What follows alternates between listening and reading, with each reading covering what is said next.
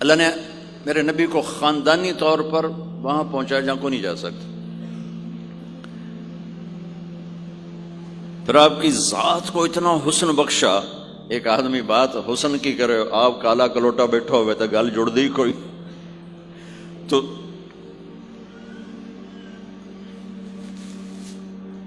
آپ تشریف لے جا رہے تھے ہجرت کر کے، تو راستے میں ایک رابغ ایک جگہ آتی ہے، وہاں بھوک لگی، پیاس لگی، وہ کھانے کا سامان تھا نہیں، تو ایک بڑھیا عورت کا خیمہ دیکھا. وہاں پہنچے تو کہا ماں جی کچھ کھانے کو ملے گا؟ میں نے کہا بیٹا قحط کا زمانہ ہے، کچھ نہیں ہے. تو ایک مریل بکری کھڑی تھی وہاں، بالکل چمڑا تھے ہڈی. ہم نے کہا میں اس سے دودھ نکال لوں؟ ان کا بیٹا یہ تو بن بیاہی بکری ہے اور ماس اس کے اوپر نہیں ہے، یہ کیا دودھ دے گی؟ کہ آپ اجازت دو. ان کا لے لے. چونکہ غیر فطری کام ہو رہا تھا تو لہٰذا اس نے آپ کو غور سے دیکھا کہ یہ کون ہے جڑا ایو جی بکری جو دودھ کڈو ہے. لہٰذا آپ کیسے دیکھنے لگی. تو آپ نے بکری کو کھینچا اور اس کے تھنوں کو ہاتھ لگایا، وہ نیچے لٹک گئے اور ایک پورا ڈول دودھ سے بھر دیا. بکری سے یہ گلاس بھی نہیں بھرتا بکری کے دودھ سے، لیکن وہ پورا ڈول بھر دیا. اپنے تینوں ساتھیوں کو پلایا، پھر خود پیا. پھر دوبارہ دودھ نکال کے پورا ڈول بھر کے اس اماں کو دیا، چلے گئے. بکری کی عمر 7 سال ہوتی ہے، 7 سال تک زندہ رہتی ہے، ذبح نہ کریں مر جاتی. یہ بکری 22 برس زندہ رہی اللہ کے نبی کے ہاتھ لگنے کی برکت سے. 22 برس اس بکری نے عمر پائی. جب شام کو اس کا خامد آیا، وہ کہنے لگا اے دودھ کتھو ہے؟ وہ کہنے لگی ایس بکری چو وزا گیا کملی ہو گئی، اتھو دودھ کتھو آ گیا؟ وزا گیا اسے چو آیا. وزا گیا اپنی عقل دا علاج کرو، یہ کتھو آ گیا؟ کہا نہیں، ایک کوئی جادوئی شخصیت والا نوجوان آیا تھا، اس کے ہاتھوں میں کوئی طاقت تھی، اس نے تھنوں کو ہاتھ لگایا اور چشمہ بنا دیا. اچھا کیسا تھا ذرا بتاؤ؟ سفیلی، ذرا دسے نہ کیوں جائے. اب اس نے بتایا کہ میں نے کیا دیکھا، اور وہ کمال کیا اس بڑھیا نے کہ آج تک بڑے بڑے علماء ان الفاظ کا ترجمہ کرتے ہوئے تھک رہے. وہ کہنے لگی ابا معبد رأيت رجلا ظاهر الوضاء أبلج الوجه حسن الخلق لم تعبه ثجلة لم تزر به سعلة أزج أقرا وسيم قصيم في عينيه تعج في صوته صحل في لحيته كثافة في عنقه سطع إن تكلم علاه البهاء وإن سكت علاه الوقار وهو أندر الثلاثة. مجھے بھی ہمیشہ اس کے ترجمے میں تھکنا ہی پڑتا ہے، لیکن مجھے اس کی بڑی ایک تعبیر اللہ نے سجائی. کہنے لگے میں اس کا ترجمہ یوں کرتا ہوں. کہنے لگے ابو معبد میں تمہیں کیا بتاؤں، میں نے ایسا انسان دیکھا مجھے لگا جیسے 14ویں کا چاندی کپڑے پہن کے زمین پہ آ گیا. کہ مجھے یوں لگے 14ویں کا چاندی زمین پہ کپڑے پہن کے اتر آیا. کیا حسن تھا، کیا جمال تھا، کیا خوبصورت بھویں تھیں، کیسا ماتھا چوڑا تھا، آنکھیں کیسی حسین تھیں. اتعج اشکل احور اہدب اکہل انجل ابرج. میرے نبی کی آنکھوں کے بارے میں 7 الفاظ آتے ہیں، 7 جو میں نے ابھی دہرائے، اور ان 7 کا ایک ترجمہ ہے کہ کائنات میں ایسی آنکھ اللہ نے کسی کو نہیں عطا فرمائی، ایسی خوبصورت آنکھیں اللہ نے عطا فرمائی آپ کو. آواز میں جادو تھا، آواز میں جادو تھا، آواز دل کو پکڑتی تھی. گردن لمبی خوبصورت، چہرہ 14ویں کے چاند کی طرح چمکتا تھا، اور براق الثنایا، دانت ایسے خوبصورت تھے، مسکراتے تھے تو دانتوں سے نور نکلتا دکھائی دیتا تھا، جب بولتے تھے تو نور چھا جاتا تھا. چپ ہوتے تھے وقار چھا جاتا تھا، خوبصورت سیاہ کالے بال تھے، نیم گھنگریالے بال تھے، پیٹ نہیں نکلا ہوا تھا، بال نہیں اڑے ہوئے تھے، سیدھا وجود تھا، سیدھا۔ کتنے ہمارے معاشرے کے لوگ ہیں، آپ سجے پاسے بیٹھے ہوں پیٹ کھبے پاسے گئے ہوں، پیٹ کھبے پاسے ہوں آپ سجے پاسے ہوں۔ تو اللہ نے کھانا حلال حرام بند کیا ہے، حلال کھاؤ، حلال کا بھی طریقہ سکھایا کہ ماں بنتے نہ کھاؤ، بندہ بنتے کھاؤ، اتنا نہ کھاؤ کہ چربیاں چڑھ جائیں، زیادہ کھانا انسانیت نہیں، کم کھانا انسانیت۔ بیچ میں بات آگے کہہ رہا ہوں، میرے نبی نے کہا سب سے بدترین برتن جسے انسان بھرتا ہے اس کا پیٹ ہے، سب سے بدترین برتن جسے انسان بھرتا ہے اس کا پیٹ ہے۔ اور اگر تم نے کھانا ہی ہے اور تم کہتے ہو نہیں میں نے کھانا ہی ہے، تو 3 حصے کرو، ایک غذا کے لیے، ایک پانی کے لیے اور ایک ہوا کے لیے، ایک حصہ چھوڑو، ساری زندگی بیماری نہیں آئے گی۔ لیکن یہاں تک کھانے کے بعد پھر ڈاکٹروں کی چاندی نہیں ہوگی تو اور کیا ہوگا؟ جب تک یہ بیکریاں ہیں، یہ کولڈ ڈرنکس ہیں اور یہ فاسٹ فوڈز ہیں، صحت مند کوئی نہیں ہوگا۔ بھوکے رہنے میں اللہ نے صحت رکھی، کھا کھا کے تباہی پھیر دیتے۔ میٹھا کھانے سے شوگر نہیں ہو رہی، زیادہ کھانے سے شوگر ہو رہی، دبا کے کھانے سے شوگر ہو رہی۔ اللہ میرے نبی نے کھانے کا طریقہ بھی بتایا، کھانے کی چیزیں بھی بتائیں، کھانے کا طریقہ بھی بتایا، کھانے کے آداب بھی بتائے۔ کہنے لگی 2 لفظ جو دنیا میں کسی انسان کے لیے استعمال نہیں ہوئے، میں نے آخر میں چھوڑ دے۔ کہنے لگی ابو معبد، میں جب اس کو دیکھتی تھی نا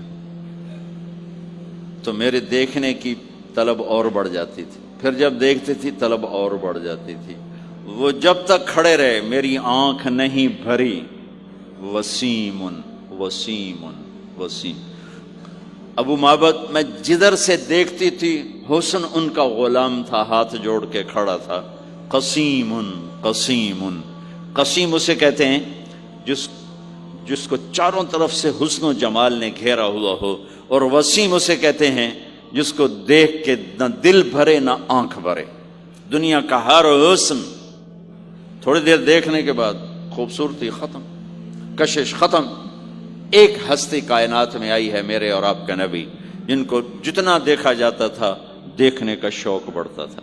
ام عائشہ بیٹھی کپڑا سی رہی تھی، سوئی گر گئی، تھوڑا سا اندھیرا نظر نہیں آ رہی، ہمارے نبی کمرے میں انٹر ہوئے تو آپ کے چہرے کے نور سے سوئی چمکنے لگی تو آپ نے سوئی کو اٹھایا ہے۔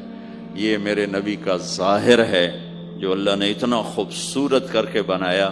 پھر یہیں ہمیں زندگی کی خوبصورتی بھی ملی کہ زندگی خوبصورت ہو۔ زندگی خوبصورت ہوتی ہے رویوں کے ساتھ۔ پہلا رشتہ خامند اور بیوی ہے، پھر اولاد ہے، پھر آگے رشتے بنتے ہیں، ماں باپ ہیں، یہ سارے رشتے یہ اس زندگی سے بنتے ہیں جو میرے نبی ہمیں سکھا کر گئے۔ آپ بطور چونکہ آپ نے باپ تو دیکھا نہیں، ماں کو دیکھا ہے، اور ماں کے ساتھ زیادہ عرصہ نہیں رہے، صرف 6 سال رہے ہیں، تو ماں کے ساتھ کیا ہونا چاہیے؟ ماں کے ساتھ سلوک ہوگا تو ماں دعا دے گی نا۔ باپ کی خدمت کرو گے تو باپ دعا دے گا نا۔ آنکھوں میں آنکھیں ڈال کے بات کرو گے تو زندگی باپ کو تو نیند نہیں آئے گی، ماں کو تو نیند نہیں آئے گی۔ ماں باپ میں سلوک و اولاد لڑ کے بیٹھی ہو تو ماں باپ کو تو نیند نہیں آئے گی۔ بیوی بدتمیزی سے بات کرے تو خامند کے نیند اڑ جائے گی، خامند بدتمیزی کرے تو بیوی کی نیند اڑ جائے گی۔ تو یہ کہاں سے زندگی ملے گی؟ میرے نبی کے دروازے پر جاؤ، وہاں پتہ چلے گا کہ زندگی کیسے گزاری ہے۔ تو آپ نے اپنی اس تمنا کا اظہار کیا، کاش میری ماں زندہ ہوتی تو میں اس کی ایسی خدمت کرتا۔ میں عشاء کی نماز کے مصلی پہ کھڑا ہو کر ہاتھ باندھے سورۃ فاتحہ پڑھ رہا تھا، الحمدللہ رب العالمین۔ ادھر سے میرے گھر سے آواز آتی، محمد، میری ماں مجھے پکارتی محمد، تو میں نماز توڑ کے کہتا لبیک یا اماں، ماں جی میں حاضر ہوں، ماں جی میں حاضر ہوں۔ زندگی کو خوبصورت بنانے کا ماں باپ کے لیے طریقہ کہ اولاد ماں باپ کی آنکھوں کی ٹھنڈک بنے. یہ بچے ہمارا سب سے قیمتی سرمایہ اور انہی پر سب سے بڑا ظلم ہوتا ہے. سب سے بڑا ظلم ہے آج کے ماں باپ کا 3 سال کے بچے کو اسکول ڈالنا. سب سے بڑا ظلم ہے. وہ روتا ہوا جاتا ہے، روتا ہوا آتا ہے، اور ماں باپ سے اس کی محبت کی تار کٹتے جاتے ہیں، کٹتے جاتے ہیں، کٹتے جاتے ہیں. 7ویں سال میں وہ بدتمیز ہوا پڑا ہوتا ہے. اب مائیں پریشان ہیں، بچے بدتمیز ہیں، بچے بدتمیز ہیں، کیونکہ ماں نے گود نہیں دی. جو ٹائم ماں نے دینا تھا وہ دے دیا اسکول کو. اور ہمارے اسکول کاروباری ادارے ہیں، علمی ادارے نہیں ہیں، کاروباری ادارے ہیں. میرے ملک کا یہ روگ ہے کہ یہاں کا وکیل بھی کاروباری ہے، یہاں کا ڈاکٹر بھی تاجر ہے، یہاں کا وکیل بھی تاجر ہے، یہاں کا جج بھی بک جاتا ہے، اور یہاں کا اسکول اور کالج بھی کاروبار ہے. 3 سال کا بچہ جب ماں باپ سے دور ہوتا ہے، روتا ہوا جاتا، روتا ہوا آتا، تو وہ ماں باپ سے دور ہو جاتا ہے. اس کے اندر نفرت پیدا ہونی شروع ہو جاتی. سر اٹھا جو ہی وہ سر نکالتا ہے تو وہ ماں باپ کا نافرمان ہو جاتا ہے، بدتمیزی کرتا ہے، لڑتا ہے، جھگڑتا ہے، کیونکہ ماں اور باپ نے ٹائم نہیں دیا. اور پھر اس موبائل نے ہماری زندگی، گھر کی زندگی تباہ کر دی ہے کہ بچہ آ کر ماں سے بات کرتا ہے، ماں موبائل کو دیکھ کے بچے سے بات کر رہی ہوتی. وہ باپ سے بات کرتا ہے، وہ اپنے موبائل میں اور بچے سے بات کرتا ہے. یہ اس بچے کی عزت کو ذبح کر دینے والی بات. آنکھ سے آنکھ ملانا عزت دینا ہے. میرے نبی پاک صلی اللہ تعالی علیہ وسلم کی طرف جب کوئی آپ کو بلاتا نا، یا رسول اللہ آپ سے، تو مثلا یہ ہماری مجلس ہے، ادھر بھی لوگ ہیں، ادھر بھی لوگ ہیں. اب مجھے کوئی ادھر سے بلائے تو میری تو اتنی گردن مڑے گی، کوئی ادھر سے بلائے میری اتنی گردن مڑے گی. لیکن میرے نبی پاک صلی اللہ علیہ وسلم کو ادھر سے جب کوئی آواز دیتا یا رسول اللہ، تو اب یوں نہیں کرتے تھے، ہاں جی دسو کی گل ہے. اب پورا یوں کرتے تھے ایسے. بولو میرے بھائی کیا بات ہے. سبحان اللہ. آپ کو ادھر سے کوئی بلاتا یا رسول اللہ، تب ایسے نہیں کرتے تھے، ہاں جی بولو. اب پورا ایسے مڑ کر پھر فرماتے، جی فرمائیے کیا بات. اب عام لوگوں کے ساتھ یہ فرماتے تھے. ہم تو اپنی اولاد کے ساتھ یہ نہیں کرتے، بیوی خامند کے ساتھ یہ نہیں کرتے، خامند بیوی کے ساتھ یہ نہیں کرتے.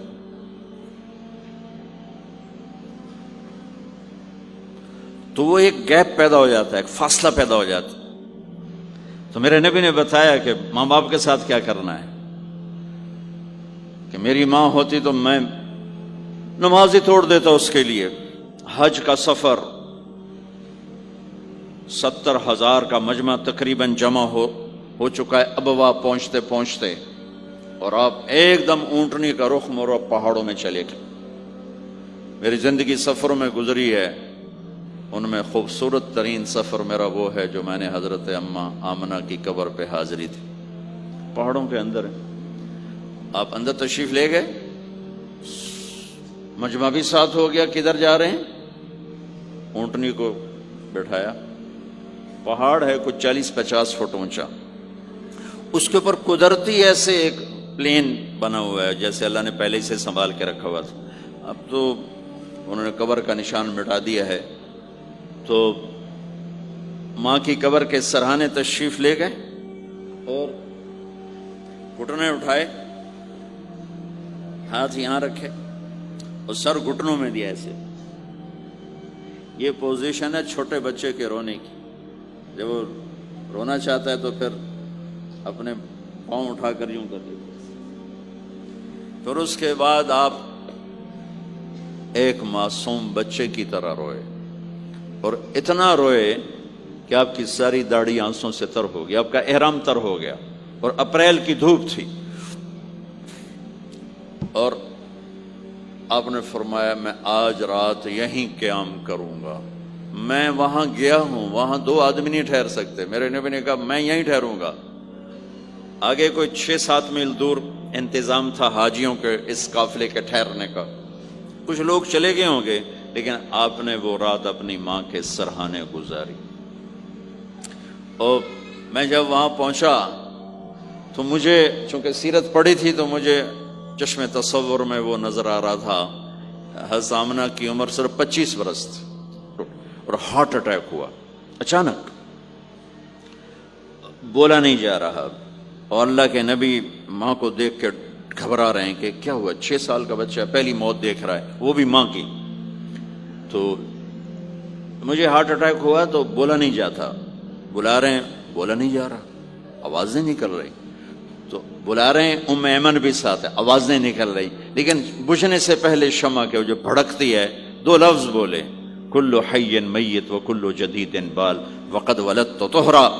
میرے بچے، ہر جوانی ڈھلتی ہے اور ہر زندگی موت کا نوالا بنتی ہے. مجھے لگتا ہے میرا وقت آ گیا ہے، لیکن میں ایک ایسے بچے کو چھوڑ کے جا رہی ہوں جو ساری دنیا کو پاک کر دے گا. پاکیزہ چھوڑ کے جا رہے ہیں. تو پتھروں میں ہی دبایا، کوئی کھودنے کا تو انتظام ہی نہیں تھا. تو جب پہاڑ سے نیچے اترے تو اللہ کے نبی نے ایک دم ہاتھ چھڑایا، دوڑ لگائی اور پھر پہاڑ پہ چڑھ گئے. تو ام ایمن آپ کی ماں ہے، دودھ پلا. 8 عورتوں نے میرے نبی کو دودھ پلا، ان میں ایک ام ایمن بھی. وہ جب پیچھے گئیں تو ایسا منظر تھا جس کو دیکھ کر شاید زمین بھی رو رہی ہوگی اور آسمان بھی اور ابوا کے پہاڑ بھی. آپ ماں کی قبر پر ایسے لپٹ ہوئے اپنے سینے کو پتھروں کے ساتھ اور یوں دونوں ہاتھوں سے پتھر لیے ہوئے تھے. جب آپ ام ایمن قریب آئیں تو آپ سنا تو آپ فرما رہے تھے، ماں جی آپ کے سوا تو میرا کوئی نہ تھا، آپ بھی مجھے چھوڑ کے چلی گئیں، میرے لیے اب کس کی گود ہے. تو ام ایمن رضی اللہ عنہ نے اٹھانا چاہ کے، بیٹا اٹھو، تو آپ نے انکار کر دیا. تو ام نے کھینچ کے نیچے لائیں اور زبردستی لائیں اور اونٹنی پر بٹھایا. اور آگے 2 راتوں کا سفر تھا، وہ سب میرے نبی کے خاموش آنسوؤں سے آپ کا گریبان تر ہوتا گیا. اور آگے نہ کوئی خالہ ہے، نہ کوئی اور آسرا ہے، نہ باپ ہے. باپ اور ماں ہی بڑا سہارا ہوتے. دادا نے کفالت میں لیا 8 سال کی عمر میں، ان کا بھی اللہ نے ان کو بھی اپنے پاس بلا لیا. تو وہ سارا منظر میرے سامنے گھوم رہا تھا. اوپر سے سورج ڈوبنے والا تھا. تو وہ عجیب کیفیات تھے، وہ میں بیان نہیں کر سکتا ہوں. کہ اللہ کی قسم، اگر آپ اور میں زندگی کو خوبصورت بنانا چاہتے ہیں تو اپنے نبی کی زندگی کو سیکھنا ہوگا، ان بچوں کو سکھانا ہوگا. ہم نے کوئی کاروباری کام نہیں کیا کہ ہم سے کوئی کاروبار کر رہے ہیں، کوئی پیسہ کما رہے ہیں. ہاشا وکلا، ہاشا وکل. ہماری یہ نسل، ان کے ساتھ کاروبار کر رہا ہوں کہ یہ پروان چڑھیں اپنے نبی کی محبت کے ساتھ، یہ پروان چڑھیں اپنے حبیب کے نقش قدم پر چلنے کے ساتھ. ان کے اندر اللہ، اس کے نبی کی محبت، ہر بچے بچی کے اندر اللہ نے اپنے اور اپنے حبیب کی چپ ڈال دی. اس کو نکالا نہیں جا سکتا. میں اس کو ایکٹیویٹ کرنا چاہتا ہوں کہ اللہ کرے ان کے جذبے اللہ کے نبی کے ساتھ جڑ جائیں. پھر ماننا آسان ہو جاتا، پھر اطاعت آسان ہو جاتی. جب محبت نہیں ہوتی تو اطاعت نہیں آتی. تو میرے بھائی بہنوں، زندگی کی خوبصورتی کا تعلق میرے نبی والے خوبصورت اخلاق کے ساتھ. پھر اپنے بیویوں کے ساتھ کیا سلوک کیا. 2 مہینے چولہا نہیں جلتا، 2 مہینے کھانے کو کچھ نہیں ملتا، اور ہر بیگم قربان ہے، فدا ہے. 2 مہینے جس عورت کے گھر میں چولہا نہ جلے وہ خامند کا کیا حشر کرے گی. اور میرے نبی کے گھر میں 2 مہینے چولہا نہیں جل رہا ہے، خود بھی بھوک برداشت کر رہے ہیں، بیگمات بھی بھوک برداشت کر رہے ہیں. ایک رات حضرت عائشہ کے ساتھ لیٹے ہوئے تھے ایک ہی چارپائی پر. تو آپ کبھی یوں کروڑ بدلتے، کبھی یوں کروڑ بدلتے. پھر ایک دم آگے بڑھے اور چارپائی کی لکڑی کے اوپر ایسے پیڑ کو ٹیک کر نیچے جھک گئے. تو عائشہ اٹھ کے بیٹھ گئے، یا رسول اللہ کیا ہوا. آپ سیدھے ہو کر فرمایا، عائشہ بھوک بڑی لگی. جس کے ہاتھ میں جنت کی چابی ہو، جو میرے نبی کا، میرے اللہ کا محبوب اور حبیب ہو، جس سے پردے ہٹا کر میرا رب کلام کر چکا ہو، جسے قاب قوسین او ادنا کا مقام دے چکا ہو، اور جس سے آگے مقام محمود پر بٹھانے والا ہو، اور جس کی شفاعت سے جنت کا دروازہ کھلنے والا ہو۔ عائشہ بھوک بڑی لگی تو عائشہ رونے لگی کہ یا رسول اللہ آپ اللہ سے بات کیوں نہیں کرتے ہیں؟ کہ نہیں عائشہ، اسی بھوک میں اللہ سے ملوں گا، مجھ سے پہلے جو نبی میرے ساتھی تھے وہ بھی اسی طرح چلے گئے، میں بھی ایسے ہی چلا جاؤں گا۔ اور اس کے باوجود بیویاں قربان ہو رہی ہیں، فدا ہو رہی ہیں۔ کس چیز نے باندھا ہوا تھا؟ میرے نبی کے سلوک نے، میرے نبی کے اخلاق نے۔ اللہ کی قسم، میرے نبی کی شادیاں شوق کی شادیاں نہیں تھی۔ ایک حدیث سناتا ہوں، ما تزوجت وما زوجت الا بوحی من السماء نزل به جبریل۔ سن لو لوگو، میں نے جہاں شادی کی، میں نے جہاں بیٹی دی، پہلے آسمان سے وحی آئی، جبریل لے کر آئے، پھر میں نے شادی کی۔ تو یہ شوق کی شادیاں نہیں ہیں، زندگی سکھانے کی شادیاں ہیں، کیونکہ سب سے مشکل رشتہ خامند اور بیوی ہے، سب سے مشکل رشتہ خامند اور بیوی ہے۔ اس وقت طلاقیں کیوں بڑھ رہی ہیں؟ ایک تو یہ ہماری یہ جو فاسٹ فوڈ ہے، اس نے ہمارے اندر جو ایک نیچرل سسٹم تھا اسے ڈسٹرب کر دیا ہے، تو غصہ بڑھ گیا ہے، برداشت گھٹ گئی ہے، چھوٹی چھوٹی باتوں پہ گھر اجڑ رہے ہیں، گھر اجڑ رہے ہیں۔ پہلے یورپ میں سنتے تھے، اب یہاں پاکستان آج شادی ہوتی، چوتھے دن طلاق ہو رہی ہوتی۔ میں وہاں بیان کے لیے نکل رہا تھا مانچسٹر، تو میرے ساتھ جو گاڑی چلا رہا تھا، میں نے پوچھا آپ کیا کرتے ہو؟ لاہور کا تھا۔ کہا جی میں وکیل ہوں۔ میں نے کہا یہاں کوئی جھوٹے کیس ہوتے ہیں جیسے پاکستان میں؟ کہا جی نہیں، یہاں جھوٹا کیس کوئی نہیں ہوتا، جو بھی ہوتا ہے جنون ہوتا ہے۔ میں نے کہا یہاں مسلمانوں کے لڑائی جھگڑے آتے ہیں؟ کہا جی ہاں جی آتے ہیں۔ میں نے کہا سب سے زیادہ کیا جھگڑے آتے ہیں؟ کہا جی سب سے زیادہ طلاق کے آتے ہیں، طلاق طلاق طلاق طلاق۔ کہ نہیں سیکھا، زندگی برداشت کا نام ہے، برداشت کرنا سیکھا نہیں۔ میرے نبی نے 11 شادیاں کی، ہر قسم کی عورت کے ساتھ شادی کی، خاندان کے اندر، برادری کے اندر، اور خاندان برادری سے باہر۔ یہی 3 نسبتیں ہیں۔ اپنے خاندان میں قریش، تو آپ کی کئی بیگمات قریش، حضرت عائشہ، حضرت حفصہ، حضرت زینب، حضرت ام حبیبہ، یہ سب قریش ہیں۔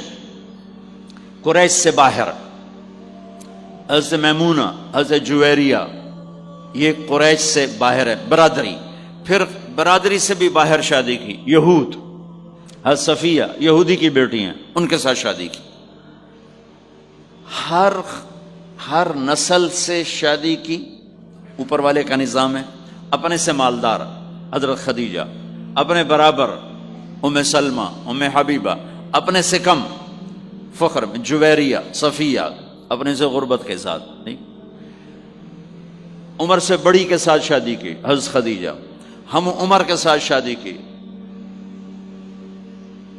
حضرت سودا، عمر سے کم سے شادی کی حضرت عائشہ، بیوہ سے شادی کی حضرت خدیجہ، مطلقہ سے شادی کی حضرت زینب، کماری سے شادی کی حضرت عائشہ۔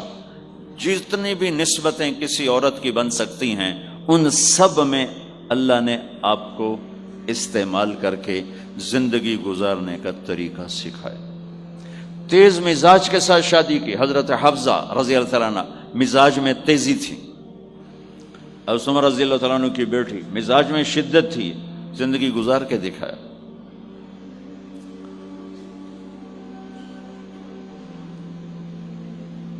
ایک آپ کو حدیث سناتا ہوں، اللہ کی قسم صرف ہمیں سکھانے کے لیے۔ جس ہستی نے اللہ کو آنکھوں سے دیکھ لیا ہو، اس کے لیے عورت کیا چیز ہے، دنیا کیا چیز ہے۔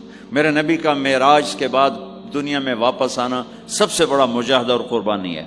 جنت میں اللہ ہمیں نصیب کر، جب اللہ کا دیدار ہوگا تو اس کے بعد اللہ کی قسم جنت والوں کو جنت بھول جائے، عورتوں کو خامد بھول جائیں گے، خامدوں کو بیویاں بھول جائیں گی، اور جنت کی ہر نعمت بھول جائے گی، صرف اللہ کو دیکھنے میں گم ہو جائیں گے۔ اور میرے نبی اپنی آنکھوں سے اللہ کو دیکھ کر آئے ہیں، ٹھیک ہو گیا۔ اب ایک حدیث سنو، عائشہ مجھے جب سے پتہ چلا ہے نا کہ تو جنت میں میری بیوی ہے، تو میرے لیے تو مرنا ہی آسان ہو گیا ہے۔ اللہ اکبر۔ یا عائش انہ لیہون علی ان اریتک زوجتی فی الجنہ، میرے رب کی قسم ہمیں آپ کو سمجھانے کے لیے، ہمیں آپ کو بتانے، عائشہ مجھے جب سے پتا چلا ہے نا کہ تو جنت میں میری بیوی ہے، مجھے تو مرنا اچھا لگنے لگا ہے، مجھے تو مرنا اچھا لگنے لگا ہے کہ تو جنت میں میری بیوی ہے۔ سبحان اللہ۔ ادھر اچھا جی جنت بھی یہی لبنی ہے جی، یہ جنت جا کے بھی یہ جنالی رانا ہے، یہاں یہ باتیں سننے کو ملتی۔ اور میرا نبی کہہ رہا ہے عائشہ مجھے پتہ چلا ہے کہ تو جنت میں میری بیوی ہے، تو میرے لیے تو مرنا ہی آسان ہو گیا۔ سبحان اللہ، کیا خوبصورت، اللہ کی قسم یہ دلداری تھی۔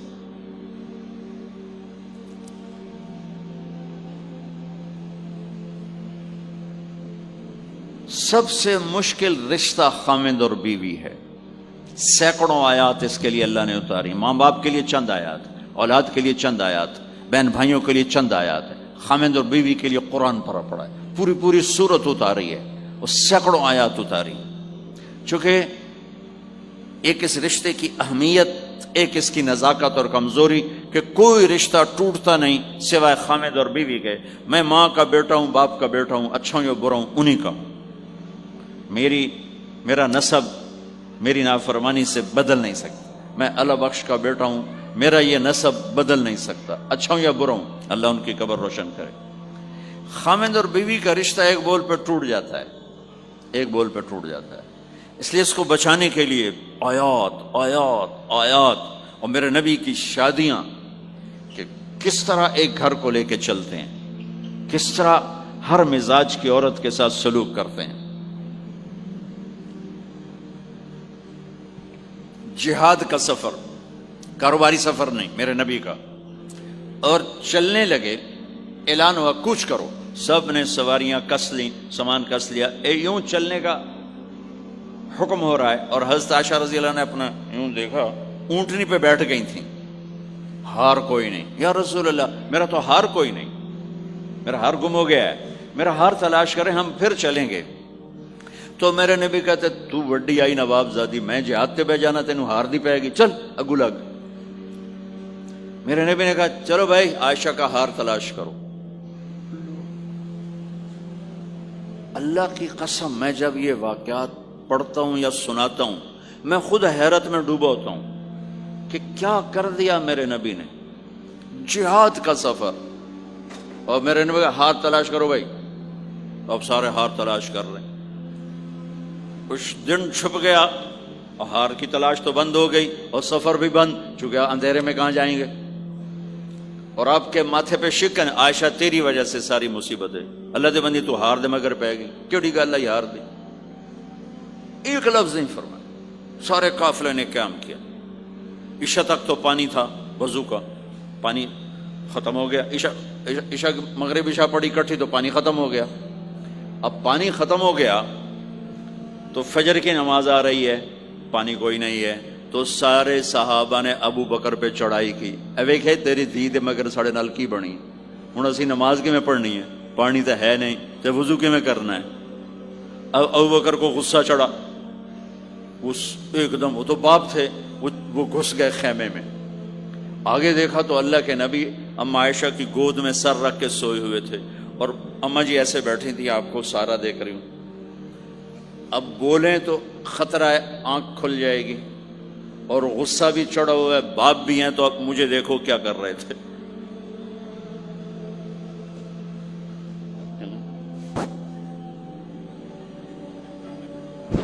تیرے جو پھر یوں ماری زور سے انگلی بیٹی کے نا یہاں، پہلے یوں کرتے پھر ایسے ماری زور سے، وہ کہنے کہ میں ایسے سخت ہو گئی تاکہ میں ایسے نہ ہوں کہ اگر میں تھوڑا حرکت کی تو اللہ کے نبی کی آنکھ کھل جائے گی، تو ماری گیا ٹھا ٹھا ٹھا، وہ منہ سے کہہ رہے، اور وہ ایسا کر کے بیٹھی چمک، غصے میں باہر چلے گئے۔ اب آپ کی آنکھ کھلی فجر پر، تو عائشہ نے کہا یا رسول اللہ وہ تو باہر تو بڑا مسئلہ ہو گیا ہے، پانی کوئی نہیں ہے اور نماز کا وقت ہو گیا ہے، وضو کیسے کریں؟ سبحان اللہ، اللہ نے قانون بدل دیا، دنیا میں پہلی دفعہ ہونے لگا ہے۔ 1,24,000 نبی آئے، پانی نہ علی وضو ہو سکتا ہے، اس کے علاوہ نہیں ہو سکتا۔ میرے اللہ نے قرآن اتارا فَإِن لَّمْ تَجِدُوا مَاءً فَتَيَمَّمُوا صَعِيدًا طَيِّبًا فَامْسَحُوا بِوُجُوهِكُمْ وَأَيْدِيكُمْ مِنْهُ۔ اچھا میرے بندو، پانی مک گیا ہے، چلو مٹی چاہتے منہ تے مارو تے دوئی چاہتے ہتھاں تے مارو تے تمہارا وضو ہو گیا، چلو تیمم کرو اور نماز پڑھو۔ اب وہ جو سارے ابو بکر پہ غصے ہو رہے تھے نا، اما عائشہ کہنے لگے واہ ابو بکر بھائی تیرے تو فعل کی کم بن گیا، تیری دھی دے تو فعل کی کم بن گیا۔ تو اسید بن حذیر پہلے ذرا زیادہ گرم ہوئے تھے، تو وہی ابو بکر تیرے گھر کی یہ پہلی برکت نہیں ہے، پہلے بھی بہت شمار برکتیں تیرے گھر کی طفیل امت کو ملی ہیں۔ تو اللہ نے تیمم کی آیت اتار دی، حضرت عائشہ کو ڈانٹ پلانے کی آیت نہیں آئی کہ میرے نبی تیری بیگم کے ہار کی وجہ سے میرے دین کا کام رک گیا اور میرے بندوں کی نماز خراب ہو گئی اور ان کو پانی سے محروم ہونا پڑا۔ میں قربان جاؤں اپنے رب پر، اپنے حبیب پر، اس ماں عائشہ پر، دنیا کی واحد عورت ہے جس کے سینے پر سر رکھ کر کسی نبی نے جان دی ہو۔ 1,24,000 نبیوں میں سے کوئی نہیں ہے جس کا سر بیگم کے سینے اور ٹھوڑی کے درمیان ہو اور اس کی جان اللہ نے نکالی ہو۔ واحد میرے آپ کے مات فی سحری و نحری، سحری و نحری، سحری و کہ میرے چونکہ آپ ایسے بیٹھے تھی اور حبیب پاک آپ کے سینے پر یوں دراز تھے، نیم دراز اس طرح، اور آپ کا سر مبارک ٹھوڑی کے ساتھ لگ رہا تھا، ٹھوڑی کے ساتھ یہ جگہ یہاں لگ رہی تھی اور باقی یہاں تھی، آپ اس طرح۔ اور واحد خاتون ہے جن کا حجرہ کسی نبی کی آرام گاہ بنا، ابدی آرام گاہ بنا۔ واحد اما عائشہ ہیں جن کے حجرے کو اللہ نے کسی نبی کے آرام گاہ بنایا، اور یہ واحد حجرہ ہے جہاں 70,000 فرشتہ صبح آ کے درود و سلام پڑھتا ہے اور شام تک پڑھتا ہے، اور شام کو 70,000 نیا آتا ہے اور صبح تک درود و سلام پڑھتا ہے اور واپس چلا جاتا ہے۔ کائنات اللہ جب مسلمان دنیا سے مٹ جائیں گے، مسجد نبوی مٹ جائے گی، بیت اللہ مٹ جائے گا، مدینے کی ایک اینٹ باقی نہیں بچے گی، مکہ کتنے بڑی بڑی بلڈنگیں، ایک اینٹ باقی نہیں بچے گی، اور وہاں سے گزرتے ہوئے لوگ کہیں گے لگتا ہے اتنے کدی آبادی ہوئے گی، ایتھے لگتا ہے کدی آبادی ہوئے گی۔ یہ زبانوں پہ ہوگا جب سارے نشان مٹ جائیں گے، اس وقت بھی 70,000 فرشتہ آ کے درود و سلام صبح سے شام تک پڑھے گا اور شام سے صبح تک پڑھے گا۔ یہ واحد میں خاتون ہیں عائشہ بنت ابی بکر جن کو اللہ نے یہ عزت بخشی، اور یہ واحد خاتون ہیں جب ان کے اوپر تہمت لگی، حضرت یوسف علیہ السلام پہ تہمت لگی تو بچے نے گواہی دی، حضرت مریم پہ تہمت لگی بیٹے نے گواہی دی، اور اما عائشہ پہ تہمت لگی تو اللہ نے گواہی دی کہ میں گواہ ہوں، اللہ گواہ بن کے آئے۔ تو اللہ نے کہا تیمم کرو بھائی، سارے خوش ہو گئے، سارے خوش ہو گئے۔ تو حضرت عائشہ نے کہا یا رسول اللہ اب میرا ہار چھوڑ دیں، اب چلیں۔ تب آپ نے کہا چلو بھائی کوچ کرو۔ اس سے زیادہ کوئی دلداری کا واقعہ پیش کر سکتا ہے؟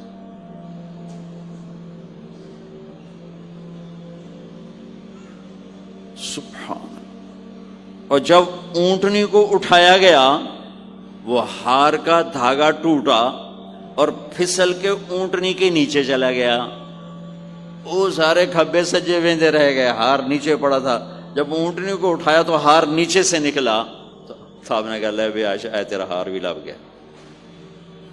یہ دلداری ہے میرے نبی کی، یہ ہمیں سکھایا۔ کہیں عورتوں کی بدتمیزی بھی انتہا کو پہنچی ہوتی ہے اور وہ اپنے گھر اجاڑ دیتی ہیں اپنی زبان کی شدت کی وجہ سے، اپنی بد اخلاقی کی وجہ سے، لیکن کوئی زیادہ معاملہ مردوں کی طرف سے خراب ہوتا ہے تو شریعت نے بھی اس کو زیادہ بیان کیا اور میرے نبی نے بھی اس کو اجاگر کیا۔ اور میرے نبی کی آخری تقریر، آخری خطبہ حجۃ الوداع کا صرف ایک رشتے کو بیان کیا، صرف ایک رشتے کو بیان۔ ہم کتنے رشتوں میں جکڑے ہوئے ہیں، ماں باپ، بہن بھائی، چاچا تایا، خالہ خالو، دادا دادی، نانا نانی، ساس بہو، کتنے ہم رشتوں میں جکڑے ہوئے ہیں۔ میرے نبی نے صرف ایک رشتے کا حق بیان کیا، استوصوا بالنساء خیرا، میں تمہیں تمہاری بیویوں کے بارے میں وصیت کر رہا ہوں، ان کے ساتھ اچھا سلوک کرنا۔ صرف ایک رشتے کو بیان فرمایا، چونکہ یہ بنیادی رشتہ ہے، یہاں سے خاندان بنتا ہے۔ جب یہ ٹوٹ جاتا ہے اور ہمارا جوائنٹ فیملی سسٹم ہے تو کہیں ساس توڑ رہی ہے، کہیں سسر توڑ رہا ہے، کہیں نندیں توڑ رہی ہیں، کہیں خود خامد اپنی بے وقوفی کی وجہ سے توڑ رہا ہے، کہیں بیوی اپنی حماقت کی وجہ سے اس رشتے کو توڑ رہی ہے۔ ایک عورت آئی، ایک لڑکی آئی، یا رسول اللہ میری شادی ہونے لگی، میرے خامد کا کیا حق ہے میرے اوپر؟ دونوں طرف کی میرے نبی نے زندگی سکھائی۔ میرے نبی نے فرمایا تیرے خامد کے جسم پہ پھوڑے نکل آئیں، پھوڑوں میں گندا پانی جمع ہو جائے، پیپ جمع ہو جائے، اور تو زبان سے چاٹ چاٹ کے اس کے زخموں کو دھوئے، تو بھی تو نے اپنے خامد کا حق ادا نہیں کیا ہے۔ دوسرا، لائف کو بیلنس کیا میرے نبی نے کہ ایک گھر کیسے چلتا ہے، وہ کس طرح خوبصورت بنتا ہے، وہ میرے نبی کے اخلاق ہیں۔ آپ سب سے ایک بات کرتا ہوں، برداشت کرنا سیکھ لیں، زندگی خوبصورت ہو جائے۔ صرف سارے اخلاق کو میں جمع کروں ایک لفظ میں، برداشت، اور اس کو شریعت میں صبر۔ صبر کرنا سیکھ لیں، زندگی خوبصورت ہو جائے گی۔ بچیاں ساس کی شکایت کر رہی ہوتی ہیں، کبھی خامند کی شکایت کر رہی ہوتی ہیں، کبھی اولاد ماں باپ کی شکایت کر رہی ہوتی ہے، کبھی اولاد ماں باپ کی شکایت کر رہے ہوتے ہیں۔ شکایتوں سے جہان بھرا پڑا ہے۔ آپ شکایتوں کو دفن کر کے ہونٹ سی لیں، صبر، آہ نہ کر لبوں کو سی، عشق ہے دل لگی نہیں، سینے پہ تیر کھائے جا، آگے قدم بڑھائے جا، یعنی زبان حال سے کہہ دے کہ ہاں ستائے جا۔ جو ستاتا ہے چپ ہو جاؤ، جو ستاتا ہے چپ ہو جاؤ۔ اللہ کی قسم آپ ایسی طاقت بنو گے کہ پہاڑ بھی راستہ دیں گے۔ صبر انسان کی سب سے بڑی طاقت، صبر انسان کی سب سے بڑی طاقت ہے، صبر انسان کی سب سے بڑی طاقت، الٹا کے رکھ دیتی ہے چیزوں کو۔ چپ رہنا سیکھ، خاموش رہنا سیکھ، درگزر کرنا سیکھ، تو آپ دیکھیں گے آپ کی زندگی میں کتنا حسن آتا ہے، کتنی زندگی میں مٹھاس پیدا ہوتی ہے۔ غصہ نکال دینا وقتی ایک راحت ہوتی ہے، اور پھر شرمندگی اور ندامت کے سوا کچھ نہیں ہوتا۔ اور پی جانا، سہ جانا، یہ آپ کو ایک عظیم و شان ہستی بنا دے گا۔ آپ کی دعائیں عرش سے جا ٹکرائیں گی۔ چپ رہنا ان بچوں کو سکھائیں، خاص طور پر اپنی بیٹیوں کو چپ رہنا سکھائیں کہ میں دکھ سے کہتا ہوں میرے دیس کا سسرالی معاشرہ ظالم ہے، ظالم ہے، ظالم ہے۔ اس میں نہ کوئی نمازی کی قید ہے، نہ بے نمازی کی، نہ دیندار کی، نہ بے دین کی، نہ کسی پردے والے گھر کی، نہ بے پرد گھر کی۔ سسرالی معاشرہ بہت ظالم ہے، بہت ظالم۔ جوائنٹ فیملی سسٹم عذاب بن چکا ہے، عذاب۔ پہلے ایک رحمت تھی یہ کہ سب کو اپنے حقوق حدود کا پتہ تھا، اب کسی کی زندگی میں دخل دینا یہ ہمارے اخلاق بن چکے ہیں، تو ہم اپنی زندگیوں کو خراب کر چکے ہیں، برباد کر چکے ہیں۔ پھر اولاد کے ساتھ کیا کرنا ہے؟ میرے نبی نے حسن حسین کے ساتھ 7 سال گزارے، حسین کے ساتھ 6 سال، حسن کے ساتھ 7 سال علیہم السلام رضی اللہ عنہما۔ 7 سال میں بچہ سمجھدار ہوتا ہے، ایک نصیحت نہیں کی، ایک نصیحت، 7 سال ایک نصیحت نہیں پائیں گے آپ۔ اتنے بڑے نبی، اتنا بڑا انسانیت کا بوجھ، اور روزانہ ٹائم نکال کے بچوں کے پاس آ کر بیٹھتے تھے، ان کے ساتھ کھیلتے تھے، کشتی کرتے تھے، اور بھائیوں کو لائن میں کھڑا کر دیتے تھے۔ تو حضرت جعفر جوانی میں شہید ہو گئے، ان کے بچوں کو، عون، عبداللہ، محمد، ان کے 3 بیٹے تھے، ان کو بھی بلا لیتے، اور ایسے ان کو لائن میں کھڑا کر کے پھر ایسے بائیں پھیلا، ہاں بھائی آؤ بھائی مجھے پکڑو، کون ہے جو مجھے پہلے ہاتھ لگائے گا؟ کون ہے جو مجھے پہلے ہاتھ لگائے گا؟ وہ دوڑ لگاتے پانچوں کا پانچوں، کوئی سر پہ چڑھتا، کوئی کمر پہ چڑھتا، کوئی گود میں گرتا، اور میرے نبی بیٹھ کے مسکراتے۔ ایک مجھے بات یاد ہے، صرف ایک یاد، کہ حضرت امام حسن رضی اللہ تعالیٰ عنہ علیہ السلام، انہوں نے صدقے کی کھجور اٹھائی اور منہ میں ڈال لی۔ صدقے کا آیا تھا مال، تو ایک کھجور اٹھا کے منہ میں، تو ہم کہا بخ بخ بخ، تب نے منہ میں نا انگلی ڈال کے کھجور نکال لی کہ بیٹا ہمارے گھر پہ صدقہ جائز نہیں ہے، اس کو پھینک دو۔ بس یہ ایک بات مجھے اپنے نبی کی زندگی میں ملتی ہے۔ ٹائم دیا، محبت دی۔ کمال کی بات ہے نہیں، اتنی بڑی ہستی ہو اور بچوں کے لیے گھوڑا بنے کھڑے، آؤ بھائی آؤ بھائی، دونوں ہاتھ بھی ٹیک دیے، گھٹنے بھی ٹیک دیے، آؤ بھائی میری کمر پہ چڑھ جاؤ۔ ان کو کمر پہ چڑھایا اور پورے کمرے میں چکر لگا رہے ہیں، چکر لگا رہے ہیں، اور پھر ان سے کہہ رہے ہیں تمہارا اونٹ کیسا؟ اونٹ متیا سواری کو کہتے ہیں، لیکن عام طور پر متیا عربی میں اونٹ کے لیے بولا جاتا۔ تو پوچھتے بچوں تمہاری سواری کیسی ہے؟ پھر دونوں بھائیوں کو اتار دیتے اور نواسی حضرت زینب ان کو اٹھاتے اور اپنی کمر پہ بٹھا کر کمرے میں چکر لگا رہے ہیں، چکر لگا رہے ہیں، چکر لگا رہے ہیں۔ یہ مائیں روز ٹھوکی گھلوتی، ایدو تھپڑ ایدو تھپڑ ایدو تھپڑ ایدو تھپڑ۔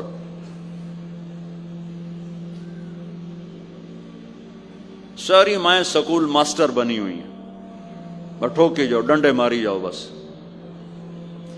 ایسی بے وقوف ہیں کہ جتنی محنت یہ کھانے پر کرتے، اپنے کپڑے کو سجانے پر کرتے، اس کا 100واں حصہ بچوں پہ کریں، ان کے بچے جنید بغدادی بن جائیں۔ ایک سکول کے حوالے کیا 3 سال کی عمر، پھر ٹیوٹر کے آتے، ٹیوٹر کے حوالے، اکیڈمیوں کے حوالے، پوچھو تو پوتر ان کے روبوٹ ان کدی یہیں بھجے جاندے، ان کدی یہیں بھجے جاندے، ان کدی یہیں بھجے جاندے۔ اے آیا کہ بی آیا؟ اے بی سانو آپ برباد کیتا ہے۔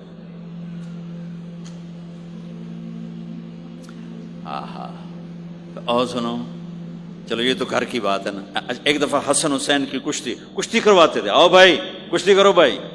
ایک دن کا واقعہ نہیں، یہ آئے دن کا واقعہ ہے، لیکن ایک واقعہ کہ حسن حسین کی کشتی ہو رہی، حسین چھوٹے تھے، حسن بڑے تھے، تو حسن دبا رہے ہوں گے حسین کو، تو آپ حضرت حسین کو شاباش شاباش حسین، ای ہے حسین، ای حسین، یعنی حسین زور لا، حسین زور لا، شاباش شاباش۔ اماں بول پڑی، فاطمہ جنت کی سردار، یا رسول اللہ آپ ساری شاباش حسین کو دیے جا رہے ہیں، حسن کو نہیں دے رہے۔ ہم نے کہا فاطمہ یہ جبریل میرے پاس کھڑا ہوا ہے، یہ بھی حسین کو شاباش دے رہا ہے، تو اس کے پیچھے میں بھی حسین کو شاباش دے رہا۔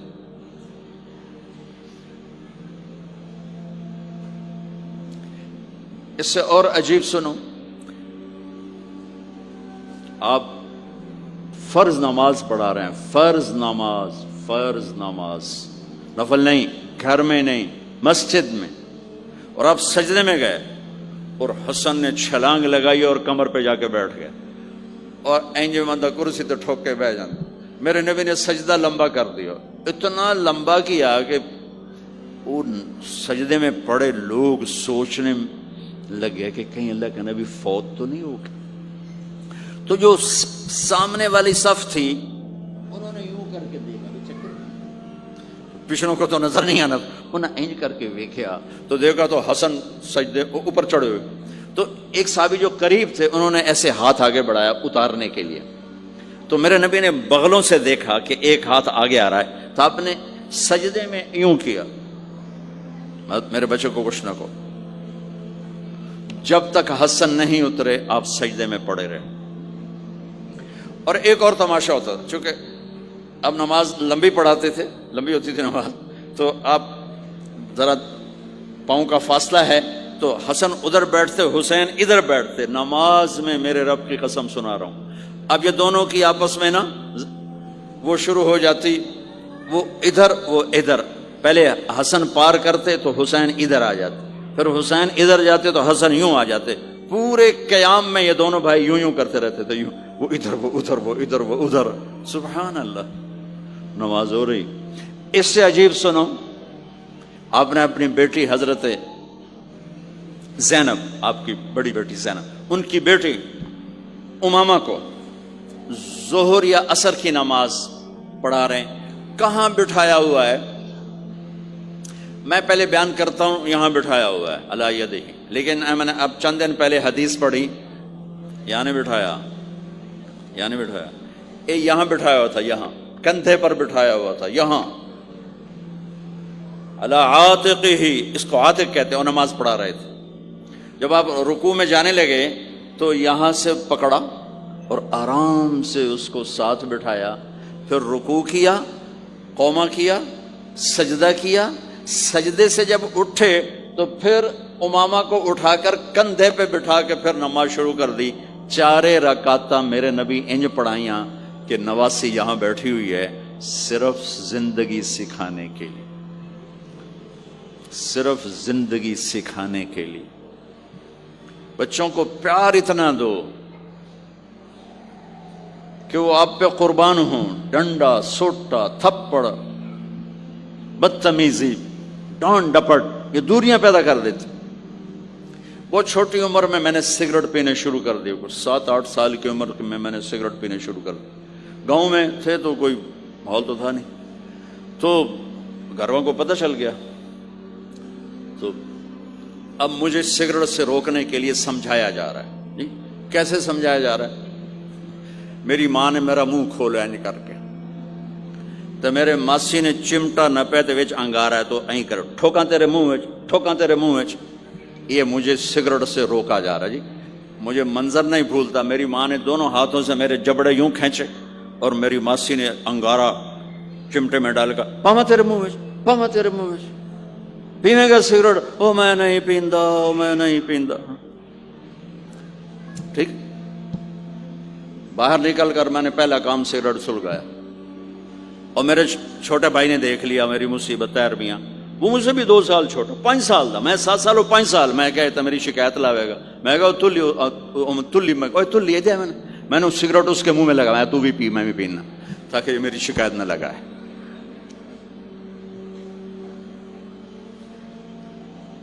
تو آج کے ماں باپ بڑے جاہل ہیں، ہم بڑے ایجوکیٹڈ ہیں، میں کہتا ہوں انتہائی جاہل ہیں، جنہیں بچے کو لے کے چلنا نہیں آتا، جنہیں رشتوں کی قدر نہیں، انہوں نے خاک پڑا ہے، کاغذ کی ڈگریوں کو علم بنا کے پھرتے ہیں، جسے میرے نبی کی زندگی کا پتہ نہیں، اللہ کی قسم جانور سے بدتر ہے، جاہل ترین ہے، جسے اپنے آقا کی زندگی کی خبر نہیں۔ حضرت حسن آپ کے پیٹ پر بیٹھے ہوئے ہیں، آپ ان کے ساتھ کھیل رہے ہیں، اچانک حسن نے پیشاب شروع کر دیا۔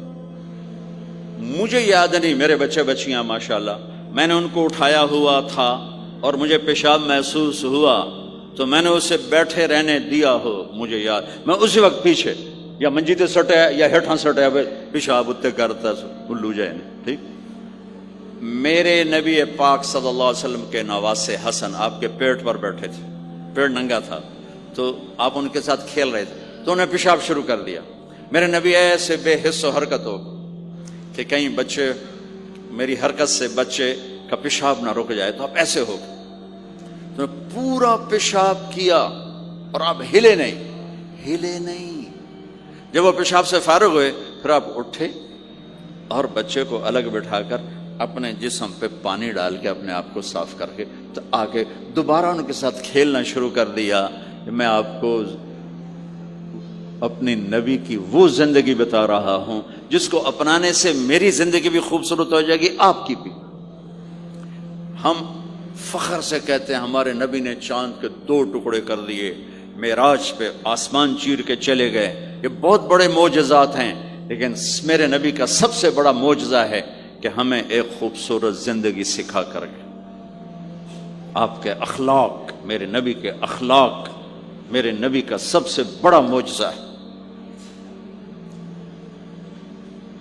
حسن کو آگے بٹھایا ہوا تھا رضی اللہ عنہ علیہم السلام، تو ان کو ایسے زبان دکھاتے حسن کو تھا، تو حسن اس کو پکڑنے کی کوشش کر، جب ایسے ہاتھ مارتے تو آپ زبان منہ میں کر، اچھا وہ ہنس پڑتے، بچہ ہنس پڑتے، تو پھر اس کے بعد آپ یوں کرتے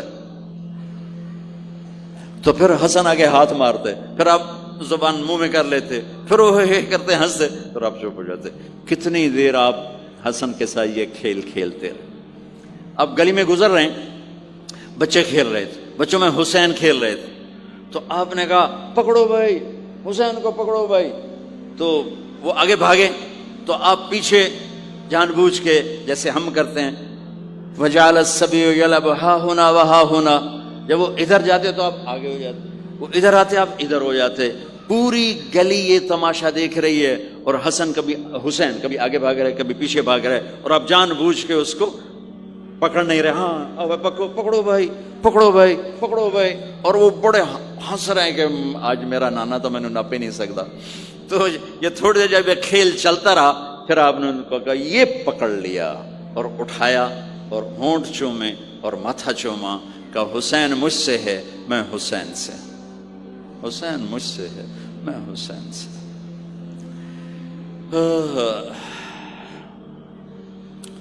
میرے بھائی بہنوں عزیزو،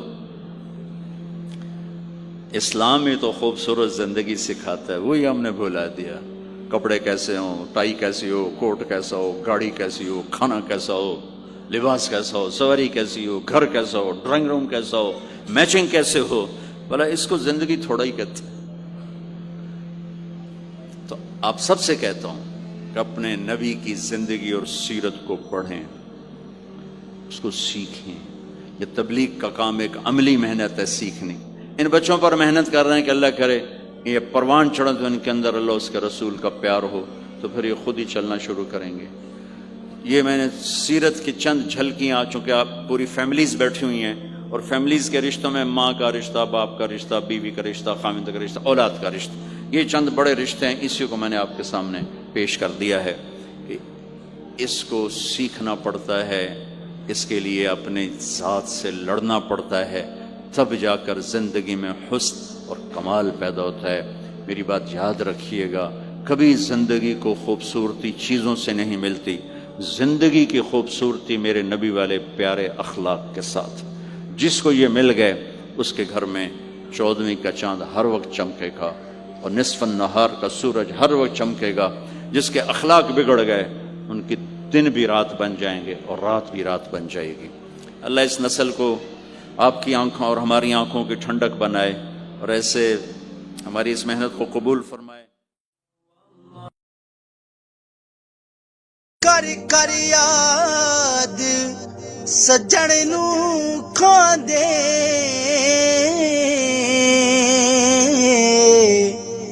بھن بھن جگر نوالے،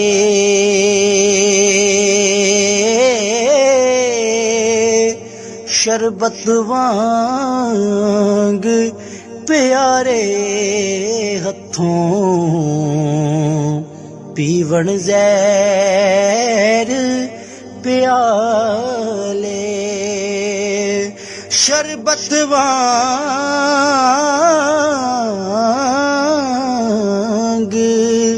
پیارے ہتھوں، پیون زہر پیالے. لے